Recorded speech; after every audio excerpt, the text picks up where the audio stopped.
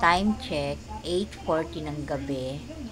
At plano ko nang magpahinga, matulog kasi maaga na naman bukas sa East Avenue. Kasi hindi ako na laboratory kanina, over fasting ako.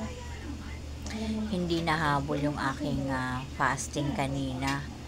Sumobra daw sa oras, hindi daw pwede yung ganon. So, ayun, babalik na naman ako bukas, agahan ko bukas, sana wag umulan. At nakahanda na ako matulog, ipapahinga ko ng maayos ngayon at para makagising ako ng maaga bukas, para maaga naman ako sa pila, kasi may pila doon kukuha ng number. So, ito si Lengleng. Anong oras ka matutulog? Anong oras ka matutulog?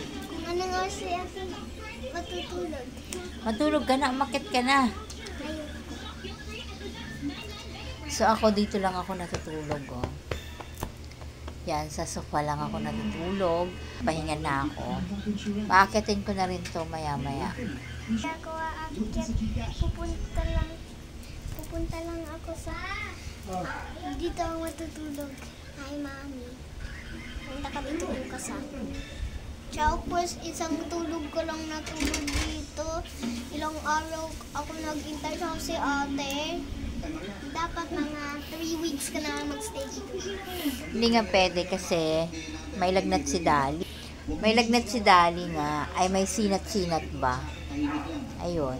Kaya hindi siya pwedeng umalis ng bahay nila. So, ang kasama ko bukas ay yung anak kong lalaki. So, balik ulit kami sa East Ave. Oo. Sama ko? Hindi pwede yung mga bata doon. So, yun lang. Thank you, good night, and bye-bye. Mama,